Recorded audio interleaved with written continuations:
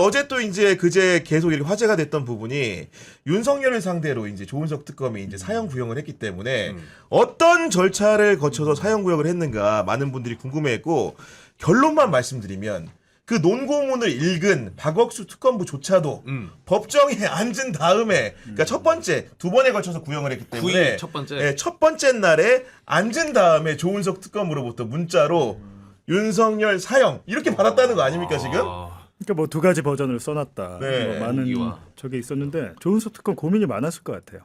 예. 왜냐하면 이제 본인이 나가서 읽는 것도 아니고 특검보를 시켜서 해야 되는데 네. 본인이 사실상 써주다시피 했을 것 같고 마지막 결정을 문자로 야 이거 이렇게 가자. 근데 그만큼 이제 고민이 많았을 텐데 제가 볼 때는 이제 최후 변론 그러니까 결심 공판이 한 번 더 했잖아요. 네. 그날 결심을 못 하고 그렇습니다. 구형을 못 하고 한 번 더 미뤄진 게 아마 조은석 특검이 사형을 선택한 이유가 아니었을까. 네. 왜냐면 너무 선을 넘었잖아요. 그때.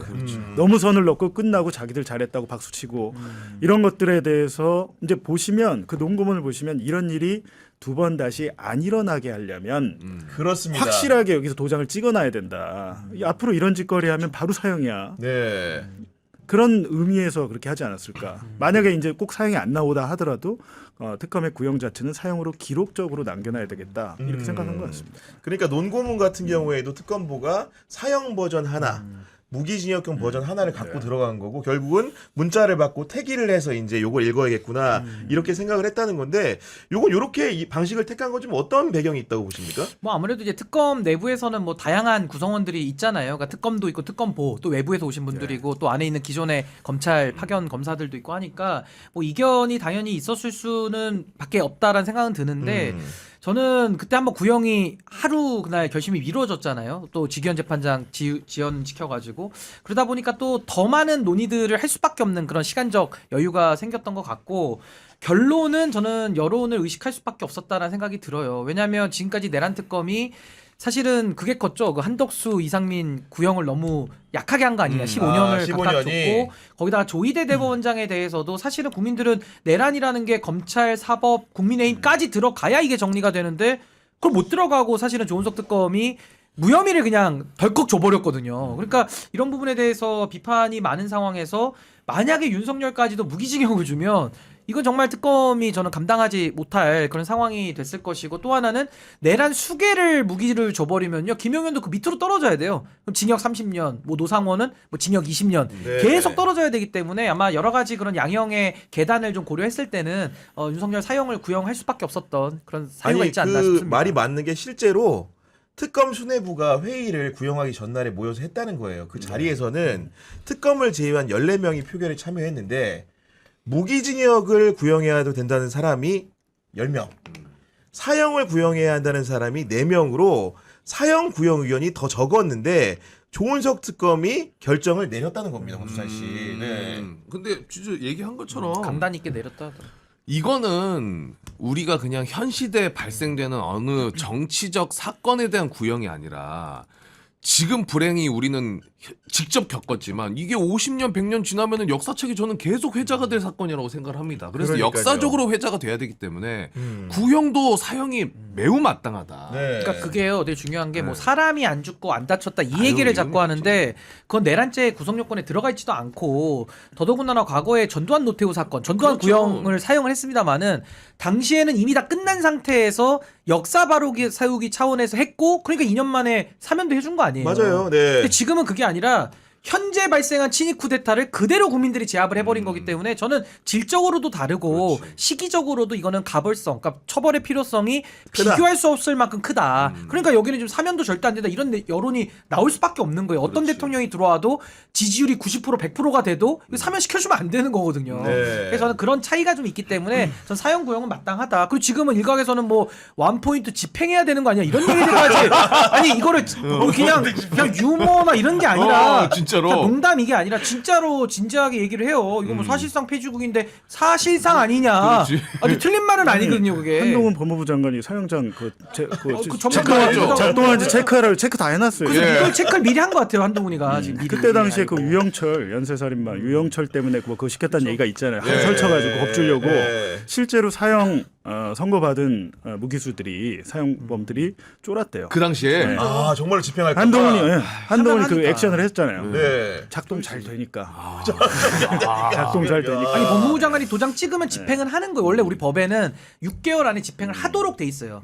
그렇기 때문에 집행을 하는 게 원칙인데 지금은 법을 어겨서 안 하고 있거든요, 사실은. 그러니까 이거는 현행법이 살아있기 때문에 당연히 사형수들 입장에서는 뭐 위축될 수밖에 없는 그럼 거예요. 그 당시에 윤석열도 그 행동을 보고 좀 꼴보기 싫었나? 나 실패하면 이거 좀 사형 없이 돼버릴 수도 있는데 미리 뭐 하는 예고를 놈이야 저놈이죠.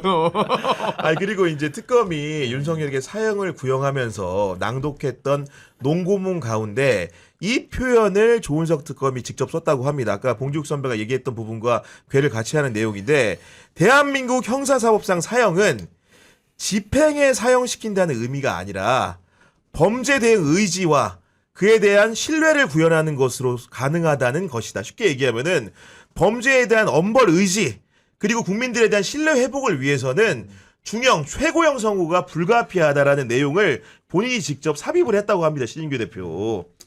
그러니까 뭐 예, 지금 잠깐 요걸 만지다가 네. 예. 아무튼 간에 그런 네. 상황들이 연출됐다는 상황이. 것 자체가 어쨌든 조은석 특검의 강력한 엄벌 의지의 그렇죠. 표현이라고 네. 보는 것이고 이 재판 자체가 사실은 너무 이제 흥미로운 거리들이 좀 많았잖아요. 곽수환 씨는 가장 재밌었던 포인트 어떤 거예요? 저는 전략적 막 아, 어. 윽박. 아. 제가 3번이나 말씀드렸잖아요. 아 변호사님 그런 분들이셨어요? 뭐 이렇게 해서 화냈다고 막 난리치더니 나중에 영상 보더니 맞아. 이하성 변호사가 다시 한번 사과드립니다. 이랬더니 어. 아이 그 전략적 윽박이니까. 아 진짜 그 말 했어. 저도 들었어. 이게 많이 안 알려졌어요. 진짜 전략적 윽박이라고? 아니 이게 많이 안 알려졌더라고. 전략적 모호성은 들어봤어도 전략적 윽박은 처음 듣습니다. 그 장면만 보고 그래도 지기현이 여론을 의식한 듯 변호사들을 뭐 호통쳤다, 네. 혼냈다는데 나중에 뒤에를 보면은 이하상이 또 한 번 혼나서 조금 뜨끔했는지 사과한다 그러니까 바로 풀어줍니다. 아이 그 전략적 윽박이니까 하자마자 그때부터 변호사들이 풀렸구나 하고 또 시작해요. 이거를 이거 안 알려줬더라고. 이게. 아니 근데 저는 이번에 최근에 가장 재밌게 본 장면은 우리 수산 씨가 그 구형한 거 따라해가지고 엄청 유명해졌잖아요. 맞죠. 예. 이번에 지기현이 그 구형량 정리하는데 윤석열 피고인 사형, 김용현 피고인 무기징역 맞죠? 아니 근데 구형량도 거의 비슷하게 다 맞췄어요 거의. 이거 미리 보기를 저는 미리 본 것 같아요 진짜. 아니 전략적 윽박이라는 말을 내심의 의사로 가질 수 있는데 공개적인 법정에서 대놓고. 연출하는 거는 대단한 재판장인데요 이거? 아무리 봐도 지금? 아니 근데 그런 말실수라는 것들이 무의식 속에서 나오거든요. 그 아. 의식적으로 한 건 아닌 것 같고 무의식 속에서 자기의 말실수가 나오는데 그게 사실은 자기 내재돼 있는 거죠. 그러니까 제가 이제 뭐 한편에서는 지기현 뭐 판사한테 뭐 이런저런 평가를 하는데 저는 인간 변하지 않는다. 인간 안 변한다. 네. 윤석열 구속 취소를 결정했을 때 이미 이 선고는 결정돼 있는 것이다. 저는 무기징역도 안 내릴 거라고 봐요. 진짜요? 아 진짜로요? 징역 한 20년 내외로 할 것 섬뜩한데. 같습니다. 아 진짜예요? 네, 저는 그렇게 봅니다. 야 아니, 근데 상상이 물론- 안 가는데. 그러니까 뭐 지기현 재판장은 워낙 상상 이상의 일을 한 사람이라 저도 뭐 열어놓고는 봐야 되나 생각은 네. 전략적 드는데 선고. 아니, 근데 깎아줄 양형 요인이 없어요 사실은. 감경 요인이 하나도 감경 없죠. 요인이 예. 없어요. 그래서 이거는 야, 근데 만약에 그렇게 나온다고 하면은 정말 사법부에 대한 불신은 뭐 더 배가 되겠죠 이거는 사실은. 왜냐면 제가 들어보니까 사실 지금 이 태도 문제를 재판 시작부터 계속 제기를 정말 많이 했잖아요. 아 그러니까. 그리고 그거에 대한 풍자도 뭐 저도 그렇고 많이 나왔고. 여론도 많이 비판했어요. 그런데 제가 들은 말로는 지기현 재판장이 음. 본인도 이렇게 검색해본다 유튜브에. 아. 그러면 그게 안 나오겠습니까? 곽수환 제일 먼저 올라오지 바로. 왜? 그럼 지기현 그걸 치면, 보면은 예. 좀 조심하던지 뭐 조금 변화가 있던지 하는데 지금 끝까지 그런 게 없었던 거 보면은 제정신을 안 아니 근데 또 좋아했던 거 아니야? 날 그래? 따라해주네 이러면서 즐거워할 수도 좋아할 있어요. 수도 있어요. 보통 진짜. 멘탈은 아니에요. 보통 멘탈 아니, 아니에요. 보통 멘탈 아니에요. 마지막까지 네. 저럴 수 있다는 것은 보통 사람 아니에요. 맞아. 보통 얘기는 아니신 것 같아요. 그리고 뭐 윤석열만 뭐 바보 얘기하고 이런 게 아니고 실제로 그 재판에 증인으로 출석했던 상당수의 쉽게 얘기해서 증인이지만 피고인인 분들이 있잖아요. 정말로 하나하나 같이 주옥 같은 말들 많았는데 저는 가장 가관이었던 게 그 여인영 그 전 방첩 사령관이 그 증언대에 서가지고 김어준을 김호중인 줄 알았다고 하고 야 이거는 진짜 가수. 정말 국민들 김하늘 이렇게 농담 같지도 않은 농담을 합니까? 김호중은 지금 수감돼 있는데 그렇죠. 진짜 말도 안 되는. 제가 실제로 그 말 했으니까. 여인 형이 김호중으로 알았다라고 한 그 시기 있죠. 네. 그 시기를 제가 찾아봤더니 그때도 이미 수감이 돼 있던 상황이에요. 아니, 오래전에 수감됐어요. 아니 김호준하고 김호중을 헷갈릴래도 안 헷갈리겠다 진짜 보니까 말도 안 되는 얘기죠. 그런 부분들을 보면서 아니 국민들이 뭐 군인은 국회의장이 무엇인 것도 몰랐다 그러고 그렇지, 맞아요. 말도 안 돼. 정말 저 세상 사람들인데 아니 근데 진짜로, 가장 예. 대한민국에서 중요한 재판을 이렇게 가장 엉망으로 하면서 정말 이번에 재판 지연이 너무 심했잖아요. 구속 사건임에도 불구하고 뭐 국민들이 윤석열 풀려나는 거 아니야를 걱정할 정도로. 맞습니다. 그러니까 저는 정말 사법부에 대해서 조금 더 우리가 그 응원봉의 힘을 가지고 더 세게 좀 저는 더 압박을 했었어야 되는 그 아쉬움이 저도 여전히 남아요, 사실. 지난 13일에 윤석열 피고인에 대한 특검의 구형, 사형 구형이 있었고 관련 뭐 후속 보도들은 다양한 형태로 나오고 있습니다. 저희도 뭐 여러 차례 전해드린 적이 있었는데 구형 이후에 약 90분 정도의 피고인의 최후 진술이 있었죠. 이 진술에 나왔던 내용들을 오늘 좀 짚어볼까 하는데 뭐 큰 틀에서의 변화는 없었어요. 기존에 해오던 말들하고 계속 뭐 부하 탓하고 그리고 자기를 스스로가 바보라고 부르기도 하고. 그러니까 놀랍더라고요. 뭐 하여튼 다양한 표현들이 있었는데 그냥 궤변 일색이었다 이렇게 평가할 수 있을 것 같고요. 그리고 이 최후 진술이라든지 그 태도라든지 그리고 구형의 행태라든지 이런 것들을 지난 12.12 때의 전두환과 비교하는 경우들이 지금 보도에는 많던데요. 일단 요 부분에 대한 얘기를 한마디씩 해보도록 하겠습니다. 최후 진술을 우리 JYP는 어떻게 보셨는지요? 그냥 헛소리죠. 예. 더 욕을 하고 싶은데 차마 방송이라서 못하겠는데 저는 그런 생각을 합니다. 한국 사회가 압축적 근대화를 하면서 이 고위 관료들도 압축적으로 암기 과목 잘하는 친구들로 채워놓은 거예요. 그 폐해의 결정체가 윤석열이다. 즉 제가 봤을 때 윤석열은 대통령이 아니라 검찰총장, 지검장, 고위직 검사를 할 수 있는 인성과 기본적인 인문사회학적 소양도 갖추지 못한 사람입니다. 예. 그런 사람이 단지 암기식 공부 잘했다라는 그 당시에 잘못된 우리의 입시 구조에 의해서 저 자리까지 간 거예요. 이 사람의 문제뿐만이 아니라 이번 기회를 해서 저는 저런 사람이 판사를 하고 있구나. 누군지 아시겠죠? 그죠? 예. 저런 사람이 우리들을 심판하고 있거나 이런 구조 전체에 대해서 저는 문제의식을 갖고 있어야 된다고 생각합니다. 예. 우리 강성필 부대변인은 어떻게 보셨어요? 최후 진술? 일단 이제 보면서 이제 분노 유발을 느꼈죠. 그러니까 이제 제가 가장 화가 나는 지점은 이제 두 가지가 있었는데 첫 번째는 반성을 안 하더라고요. 예. 그러니까 윤석열 전 대통령 전에 조지호 경찰청장이 이제 최후 변론 그 진술을 했거든요. 예. 그러니까 이분은 그래도 잘못했다, 죄송하다, 그리고 내가 한 행동에 대해서 책임지겠다. 그리고 경찰 가족과 국민들에게 죄송하다. 이거 어떻게 갚아야 될지 모르겠다. 예. 라고 얘기를 했어요. 그리고 이제 재판부의 올바른 판단을 요구한다고 했는데 바로 뒤에 있는 윤석열은 처음부터 끝까지 본인이 잘못한 게 없더라고요. 근데 이제 제가 답답한 건 뭐냐면 두 번째로 화가 났던 게 자꾸 아직도 이 계엄, 그러니까 불법적인 비상계엄을 한 이유가 민주당이 예산을 삭감하고 탄핵을 남발했다는 거예요. 예. 근데 이제 우리 다 알고 있잖아요. 그리고 뭐 국민의힘에서도 뭐 주호영 같은 분들이 다 얘기하고 있잖아요. 왜?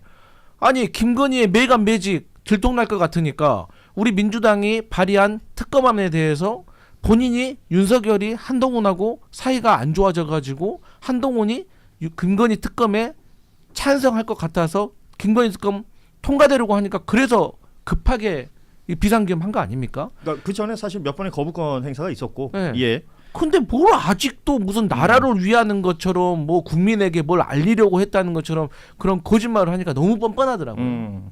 일단 지금 말씀하신 것처럼 사과의 메시지가 없었다.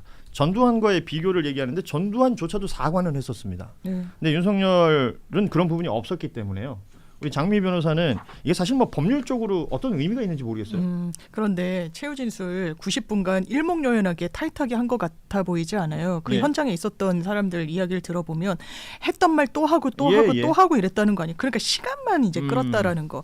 일이 때 운운하고 내가 비상계엄에 어떤 비상벨을 울려서 그나마 어떤 주변을 환기하는 차원의 소기의 성과가 있었다라고 이야기를 하는데 예. 이걸 판사가 어떻게 볼까요? 이건 완전히 패착 중에 패착이다. 자기 어쨌든 사형 선고의 가능성을 스스로 높이고 있다. 이렇게 평가하고 싶고 아마 이런 어떻게 보면 뭐 원팀으로 김용현 전 변호인들이 난리를 치고 한 기회를 온전히 대통령한테 갖다 바쳤다라고 장외에서 원팀이라고 이야기를 한 거는 고스란히 윤석열의 피고인에게 마이너스로 참작이 될 겁니다. 예. 저는 그래서 사형 선고 가능성이 매우 높아지고 선고도 예, 반성하지 않는다는 점은 대단히 큰 특히나 이거 국사범이에요. 국민들께 사죄 드려야 돼요. 이미 범죄를 저질렀으면 예. 그것조차 하지 않기 때문에 아마 사형을 면치 못할 거다. 지금 뭐 구형은 이렇게 마무리가 됐고 이제 관심은 선고로 이어질 수밖에 없고 일단 내일이 1월 16일 윤석열에 관한 첫 선고가 있는 날입니다. 다들 아시는 것처럼 이제 공수처가 체포를 하려고 할 때 이 체포 방해했다는 혐의부터 시작해서 몇 가지가 겹쳐져 있죠. 특수공무집행 방해 등등. 그래서 일단은 특검에서 구형을 10년 구형을 한 바가 있고 내일 선고가 뭐 이루어지는 것에 따라서 뭐 여러 가지들이 이제 좀 일종의 이 가르마가 타질 수가 있는 부분이 있어요. 공수처 수사가 적법했느냐. 그리고 말하자면 이제 그 증거를 막 삭제하려고 했던 그런 시도들이 있지 않습니까? 그리고 사후 비상계엄 선포문 작성했던 부분들에 대해서도 이번에 다 따져보게 될 것인데 16일 선고 그리고 2월 19일에 지금 사형 구형이 됐던 내란 우두머리 혐의에 대한 선고 이게 이제 윤석열에게 내려질 선고의 내용인데 16일 선고가 굉장히 중요하다라는 부분 왜냐하면 이게 기준이 될 수가 있기 때문에 기준이죠. 이 얘기들을 많이 하고 계십니다. 그리고 2월 19일 선고는 지금 법원에서 생중계를 또 결정을 했기 때문에 그만큼 국민적 관심사가 높다는 것도 확인할 수가 있는 것이고 내일 선고가 가지는 의미들에 대해서 좀 짚어주시면 좋을 것 같아요. 네, 기본적으로 10년 구형을 했는데 특수공무집행 방해는 양형 기준을 넘어선 구형이었어요. 예. 그런데 특수공무집행 방해가 지금 공수처가 발부받은 영장 집행을 방해했다는 거잖아요. 경호처 인력을 동원을 해서 총이라도 보여줘라. 너네가 경호처 직원들이 경찰보다 총도 잘 쏘지 않느냐. 김건희 씨는 이러라고 총 준 거 아니냐라고 막 길길이 뛰었다라는 거고 이런 부분과 관련해서 특수공무집행이라는 통상의 범죄에 포섭되는 행위가 아니에요. 저희가 제일 많이 보는 특수공무집행 방해는 주치폭력, 폭행입니다. 예, 술 예. 취해가지고 경찰 때리고 뭐 이러는 거란 말이에요. 그런데 이거는 완전히 국가 조직을 자신의 사병화했을 뿐만 아니라 최고 본인의 국군 통사권자로서 자기를 지키는 게 온당하다고 불법을 종용했어요. 저 구형에 준하는 선고가 나올 거라고 봅니다. 징역 10년에 대한 말씀 주신 대로 이게 리딩 케이스예요. 공수처에 수사권이 없다라고 볼지 안 볼지부터. 리딩 케이스 이런 표현 좀 멋있네요. 전문 이제- 용어죠. 그렇죠. 이게 상당히 좀 맞습니다. 폼나는 단어죠. 예, 이게 영어를 쓰면서 하지만 누구나 좀 쉽게 알아볼 수 그렇죠. 있어요. 예. 예. 너무 또 어려운 거 쓰면은 맞아요. 또 부담 가거든요. 리딩 스펠링 이야기 봐요. 리딩 R L E L E A D L E A D R E A D 아닙니다. 아니 이거 예, 제가 예, 봤을 예, 때 우리 네. 강펑필 소장님 문제가 아니라 강펑필이 뭡니까? 재미를 돋구기 위해서 이렇게 한 예, 겁니다. 그럼요. 우리 장윤미 변호사님이 저한테서 늘 혹시 부산분 아니세요라는 오해를 받는 이유도 아. 존재합니다. 네. 리딩 이야기를 하셨는데 이게 굉장히 중요하다고 보는 게 기준점이 된다. 예, 예. 그 기준점이 뭐냐면요. 여기에서 유죄가 나오면 내란 사건도 유죄가 되는 거예요. 그렇죠. 이게 동전 양면처럼 붙어 있기 때문에 만약에 내란 사건이 무죄이면은 특수공무집행방해라든가 모든 사건들이 다 성립이 되지 않는 거예요. 예, 예. 근데 이 부차적인 사건이 먼저 1심 선고가 나잖아요. 예. 그럼에도 불구하고 이 선고를 하게 되면서 판결문이나 여기에서 불법 계엄 당시에 윤석열은 이러이러한 행동들을 했다라고 이야기가 전개가 될 거란 말이에요. 그래서 여기에서 유죄 선고가 나오는 순간 2월 19일 내란 재판도 무조건 유죄가 나온다라고 저희가 리딩할 수 있는 거예요. 예. 자, 1월 16일에 선고되는 윤석열 이 관련 선고는 말씀드린 것처럼 체포 방해에 대한 혐의인데 내란 행위 자체에 대한 선고들은 가장 먼저 나오는 게 이제 한덕수 전 총리가 되겠죠. 내란 우두머리 방조. 여기에 뭐 당시 이진관 판사가 이제 공소장 변경해가면서까지 주요 임무 종사를 넣었습니다만 이 내용은 1월 21일에 선고가 되고 또 내란 중요 임무 종사자 중에 한 명이 전 행안부 장관 이상민. 2월 12일에 첫 선고가 이루어집니다. 뭐 아시다시피 구형은 각각 징역 15년씩 돼 있고 요 사이에 어떤 또 변수가 있을지는 모르겠습니다만 지금 분위기 봐서는 이 구형 내용하고 선고 내용하고 그렇게 차이가 있을 것 같지는 않습니다.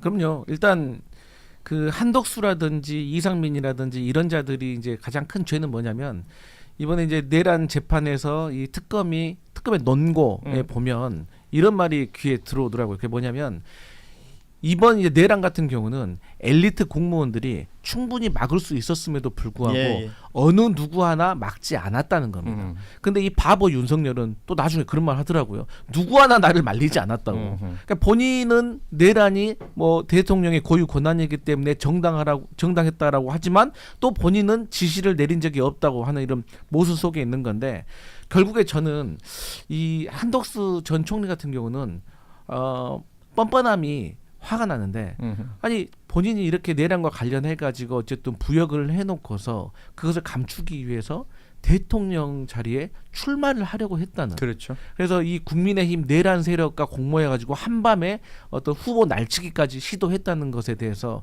저는 그 뻔뻔함에 대해서 정말 분노를 금치 않을 수가 없고. 이 당은 확실히 밤에 뭘 활동을 해요. 네, 요즘 뉴노멀입니다. 예. 네, 밤에. 그 한동훈 전 대표 그 징계도 네. 아, 새벽 야밤에. 1시 넘어서 아마 그 보도자료 나왔던 것 같은데. 네, 예. 맞아요. 1시 15분에 나왔는데. 그리고 이제 그 이상민 같은 경우는 좀 사람들이 좀 착각을 하고 있는 것 같아요. 뭘 착각을 하냐? 그러니까 언론사 단전 단수한 게 15년이나 이게 감옥 가야 될 일이야?라고 좀 착각하시는 분들이 있는데 예. 그렇지 않습니다. 이 헌법 21조 보면 이 언론의 자유가 있는데 이 언론사의 자유를 침해한다는 것은 이 불법적인 비상계엄을 국민들에게 알리는 것에 대해서 원초적으로 막으려고 했다는 행위인 거예요. 예. 그렇기 때문에 만약에 우리 언론사라고 하면 뭐 한겨레도 있지만 그렇죠. 수많은 요즘은 유튜브도 1인 미디어 시대에 다 같이 이게 만약에 제 역할을 못했다고 하면 이 내란이 성공했을 수도 있거든요. 그렇죠. 사실 생각해 보면 그건 참 그 상상하기 싫은 내용이에요.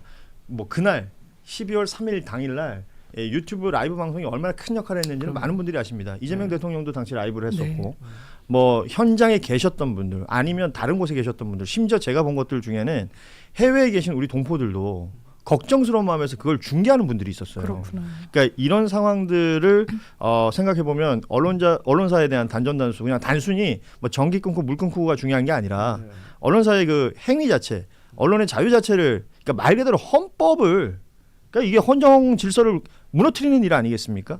그러니까 그 부분을 얘기해 주신 것 같고 한덕수, 이상민, 윤석열 내란 관련된 선고가 이어서 진행이 됩니다. 1월 21일, 2월 12일, 2월 19일인데 앞서 뭐 리딩 케이스 얘기해 주신 것도 여기도 해당 사항이 있을 것 같고요.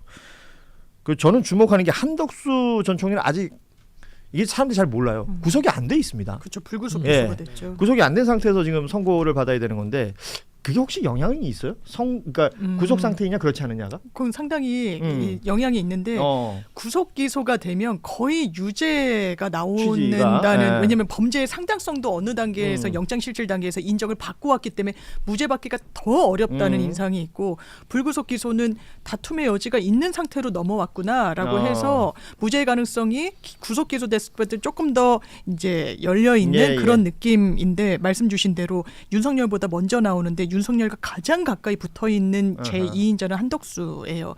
심지어는 주의적으로는 내란의 방조. 그러니까 내란을 아예 옆에서 너는 도운 사람이야. 그냥 하달받고 주요 임무 종사하는 걸 넘어 이렇게 됐기 때문에 이게 정말 중요한 하나의 지표입니다. 근데 저는 한덕수라든가 이런 사람들 왜 구속을 해야 되냐면 맞아요. 이게 이제 재판에서 유죄로 이어지는 것도 중요하지만 저는 개인적으로 이 구속 기소를 한 다음에 구속이 되어서 구치소에 가둬놔야지 증거 인멸이 안 되고 그렇죠. 입 맞추기가 안 되고 그보다 더 중요한 거는 본인 자체가 일단 심리적으로 무너집니다.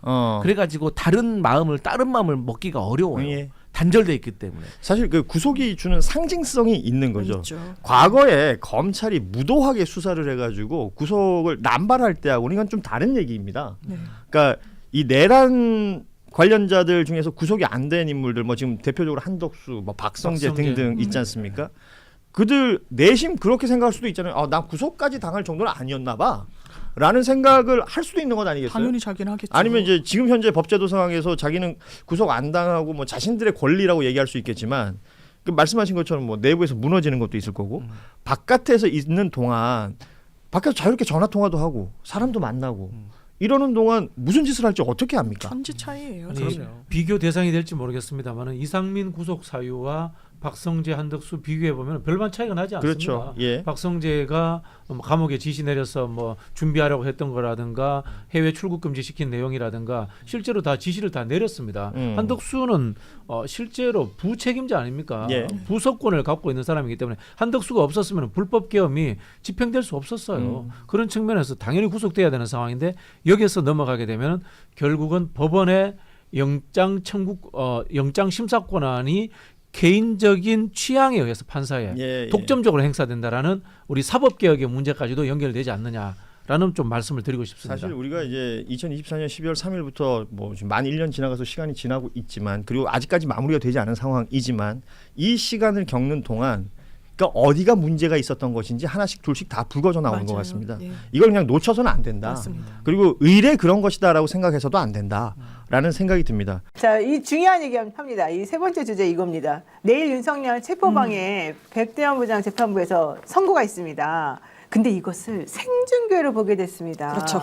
법원이 내일 열리는 윤석열 전 대통령의 체포방해 등 혐의 1심 선고를 생중계하기로 했습니다. 언론 공지를 통해서 오늘 중앙지방법원에서는 실질적으로 그동안에는 한 번 방송을 이렇게 쭉 한 다음에 걸러가지고 그 다음날 보여주고 그랬던 것을 내일은 네. 그렇게 하지 않겠다. 실질적으로 그냥 순간순간 다 나올 수 있도록 해주겠다라고 얘기를 했고요. 내일 2시에 그래서 재판이 열리게 됩니다. 내란 특검이 지난달 26일에 윤석열 씨에 대한 특수공무집행 방해 등 혐의 결심 공판에서 10년을 구형을 했었었는데요. 재판부는 이것에 대해서 단호하게 물론 선고 요청도 있었습니다. 선고 연기 요청도 있었습니다만 단호하게 그런 거 없다라고 해왔죠. 백대현 재판의 재판 진행 들어보셨죠? 네, 맞습니다. 어떻습니까? 우선 백대현 부장 같은 경우에는 약간 외부에 휘둘리는 스타일이 아니라 본인의 어떤 원칙이 있으면 그걸 좀 밀고 나가는 스타일인 것 같다는 그렇죠. 생각이 듭니다. 사실 이 백대현 부장은 저희는 윤석열 내란 재판을 맡아서 유명하지만 일반 분들한테는 혹시 나는 솔로 보시나요? 나는 솔로라는 연애 프로그램에 강수라는 인물이 있었습니다. 그 사람 친척형이에요. 예, 그래서 상당히 원래 관심이 많았습니다.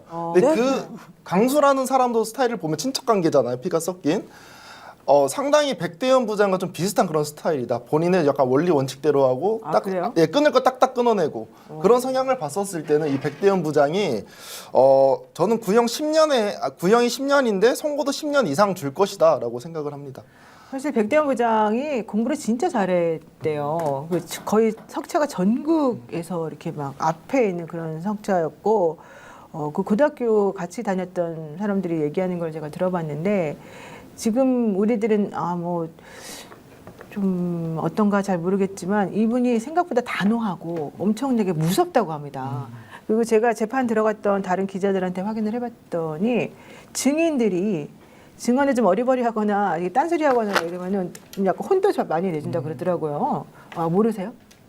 근데 스타일을 보면 원래 지기현 재판부 같은 경우에는 윤석열이 어떠한 주장을 하고 변호인 주장을 하면 웬만하면 다 들어주려고 하는 그런 스타일이에요. 뭐 내란 재판이나 이런 거 다 떠나가지고. 근데 백대현 부장 같은 경우에는 본인이 딱 그 정해놓은 그 절차라든지 진행 방법이 있겠지 않습니까? 진행을 할 때. 그러면 그 생각대로 그냥 밀고 나가는 것 같아요.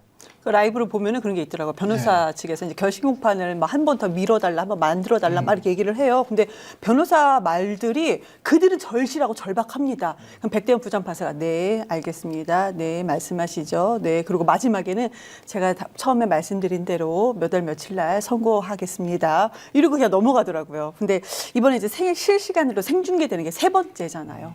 박근혜 1심 때, 그리고 이명박 1심 때. 그리고 이제는 윤석열 1심입니다. 근데 이것은 내란 재판이 아니고 이건 그거죠. 그 특수공무집행 방해 혐의. 저도 이 부분에 대해서 좀 물어보면은 근데 그게 돼요? 구형보다 더 많이 선고할 수는 있나요? 그럼요. 많이 네. 선고한 얘기가 많죠. 그렇죠. 네. 그런데 이거는 그러지는 않을 것 같다. 구형보다 더 많이 선고는 아마 안 되지 않겠느냐? 그러니까 오히려 구형이 10년이면은 저희가 이제 전문가들은 그 전에 저희가 그 지난번에 방송했지만 7년 정도 선고하지 않겠느냐 이렇게 얘기가 됐는데 이번에 윤석열 내란 재판에서 구형이 이제 사형이 나오고 나서 분위기가 좀 달라진 것 같습니다. 그래서 10년 선고도 얘기가 많이 나오고 있는 상황인 것 같습니다. 백대현 부장 판사 같은 경우 저는 이제 일종의 표상처럼 공부도 잘했고 그래서 좋은 성적으로 사법고시 패스해서 판사가 되어서 엘리트 코스로 갔다. 뭐 박수치고 좋을 일, 부러워할 일이죠.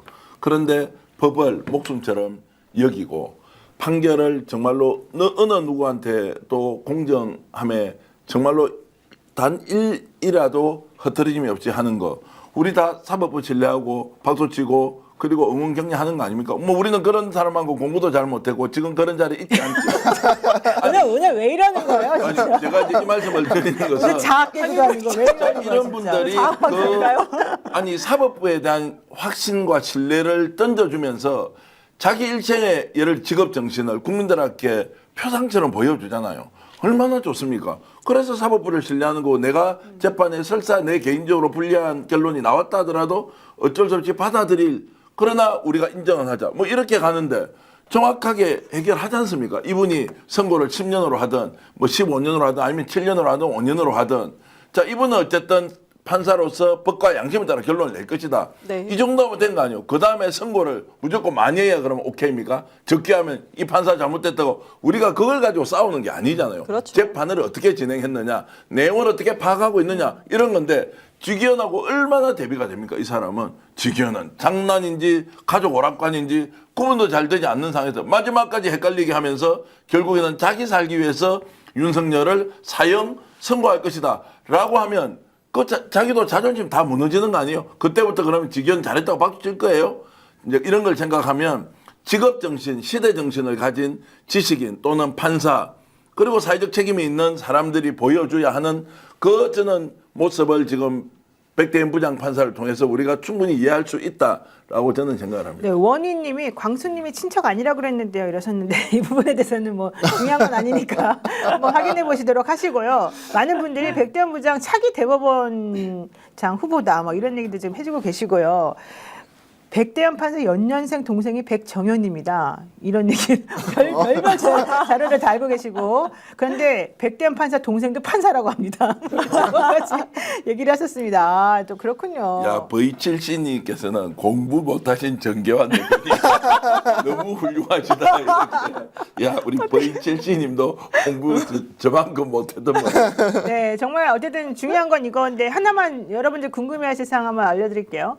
실제 윤석열 씨에 대한 사형 구형이 내려지기도 하고 또 많은 병합된 이제 사건에서 직위원 재판부에서 피고인들이 워낙 많다 보니까 이거 2월 19일 날 선고하면서 혹시라도 이 꼼수도 부리면서 뭔가 하는 거 아니야라고 걱정들 많이 하셨고 또 내일 백대현 부장 재판부터 어떻게 될지 모른다 뭐 이런 얘기도 하시면서 혹시라도 피고인이 안 나와가지고 윤석열이요. 뭐 윤석열이죠. 피고인이 안 나와가지고 선고 못하게 되는 거 아닙니까? 이제 이런 걱정하시는 분들도 계셨어요. 그런 얘기 많이 돌았습니다. 네, 그리고 네. 실제 기사들로도 그런 게 나왔었습니다만, 저는 제가 알기로는 형사소송법에 피고인이 안 나와도 판결 선고할 수 있는 것으로 알고 있습니다. 형사소송법에 그런 얘기가 있습니다. 366조 2항인데요. 피고인이 원래 이제 안 나온 거예요. 네. 출석하지 않을 경우에요. 그래서 날짜를 다시 잡았어. 그런데도 안 나왔어. 그러면 계속 그 피고인이 안 나오는 꼼수에 우리가 넘어가가지고 계속 선고를 못하게 해야 되는 게 맞냐 이거잖아요. 네. 아니다. 재판 날짜를 다시 잡았음에도 불구하고 정당한 이유 없이 법정에 나오지 않으면 재판부는 피고인의 의견 청취 없이도 판결을 할 수 있다. 이는 재판 절차가 무한정 지연되는 것을 방지하고 피고인의 불출석에 따른 책임을 묻기 위한 규정이다. 이제 이렇게 실제 형사소송법에 있습니다. 그럼 여기서 핵심은 이거죠. 피고인이 재판 날짜를 다시 잡았음에도 불구하고 그래서 다시라는 말이 좀 찜찜하지 않습니까? 그렇죠. 한 번 더 할 수 있다. 한 번 더 미룰 수 있다. 그렇죠. 그렇게 들리죠. 그래서 일에는 미룰 수 있는 것 같아요. 그래서 사실은 2월 19일 하면 좀 위험하다. 그러면 2월 20날 빨리 잡아도 2월 20날 안 그러면 아예 못하고 또 그냥 넘어갈 수 있지 네. 않겠냐. 이런 꼼수 부릴 수도 있겠다. 인사이동이 있잖아요, 그때는. 예, 이 사람들도 충분히 그러고도 남을 사람들이다. 피고인의 변호인들이 장난치느라고 막 이런 생각도 할 수도 있는데 실제 이제 판례 같은 경우에는 이제 이런 게 있었습니다. 이경 기자가 피고인이에요. 저 이제 범죄자. 네, 범죄자의 사기죄를 저질렀어요. 차라리 절을 하세요. 아, 그럴까요? 완전히 다 깨지고 있는데 뭐 못했고. 다 계셨습니다. 근데 정계환이가 사기꾼인데. 어울리네. 근데 안 나온 거예요. 처음부터 공판에. 그러니까는 실질적으로 이 사람에게 뭐 뭘 어떻게 할 수가 없잖아요. 근데 걸석 재판은 원래 이제 할 수 있다는 건 알지만 그러니까는 이 검찰에서 소환을 제대로 안 하고 공시송달이라는 절차를 거쳐가지고 그냥 날짜를 이렇게 법원 게시판 같은 데다가 이제 올리고는 딱 선고를 해버린 거예요. 네. 그러니까 이 사람이 대법원에 상고를 했네. 이거 절차 위반이다. 네. 나한테 제대로 이거 알려주지도 않고 나 이렇게 나의 의견도 듣지 않고 하면 어떻게 되겠냐 이런 식으로 선고를 했어요. 어떻게 됐을까요? 기각. 아니에요. 대법원이 그 말이 맞다. 이래가지고 다시 돌려보냈어요 사건을. 예. 그렇게 되면서 왜 그러느냐? 실제 그 검찰이나 이런 데서는 아니 안 나와서 우리가 거기 적혀 있는 전화번호 같은 걸로 한번 연락도 해봤는데 안 되더라. 그럼 방법이 없지 않느냐? 네. 그랬더니 그래도 최대한 더 노력을 했어야 된다. 아. 그런데 연락하지도 않고 조금 원래도 할 수 있었는데도 불구하고 제대로 하지도 않고 이런 식으로 하게 되면 재판 절차에서 피고인이 방어권을 제대로 쓸 수가 없다. 이게 바로 당시의 판례였습니다. 네. 근데 우리 사건하고 한번 연결을 해보죠. 그런데 윤석열 아니 잠깐만요. 말이 안 끝났어요. 윤석열은 그게 아니잖아요. 그렇죠. 그러니까 걱정할 필요가 없다는 아. 거예요. 걱정할 필요가 없다. 윤석열은 어쨌든 연락 못 받을 수가 없죠. 연락을 못 받을 수가 없고 그 앞에서 말해줬잖아요. 윤석열을 얼굴을 쳐다보면서. 그리고 윤석열이 그동안에 16번이나 안 나올 때 지기현 부장이 피고인의 불출석으로 인한 모든 책임은 네가 져라 여러 번 분명히 얘기했었었고 네. 그러니까 뭐 안 나와서 꼼수 부려가지고 이게 안 될 것이다 이런 얘기도 없고 네. 형사소송법에 나와 있는 이런 것과 같은 경우도 사실은 실제 이 사람에게 선고할 수 있다는 걸 얘기하는 것일 뿐이지 이 경우에 뭐 적용해서 계속해서 변호인사들이 장난치고 이렇게 했는 상황은 아닌 것이다. 걱정하지 마셔라 이 얘기를 하고 완심이 됩니다. 만약에 윤석열이 그날 안 나왔다 선고를 못했다 한 번 더 하자고 했는데 그 다음날 뭐 예를 들어서 19일이 무슨 요일입니까? 아마 목요일입니다. 목요일이요. 뭐 금요일 한 번 더 불러내겠죠. 그런데 만약에 지기현 부장판사가 선고를 하지 않았다, 피고인이 출석하지 않아서 못했다, 그래서 인사 조치가 이제 인사 발령이 났다, 이 일을 상상할 수가 있습니까? 아유. 윤석열이 그걸 노린다? 야, 이거 그러면 조금 전에 제가 백대현 부장판사 칭찬했던 게 완전히 땅으로 다 꺼지고 진짜 대한민국 사법부 이거 진짜 말도 안 된다라고 하면서 네. 폭동이 일어날 겁니다. 맞습니다. 자, 그리고 지금 현재 사법부에서도 더 이상 피고인들한테 질질 끌려다니면서 농락당하는 거는 용서하지 않겠다.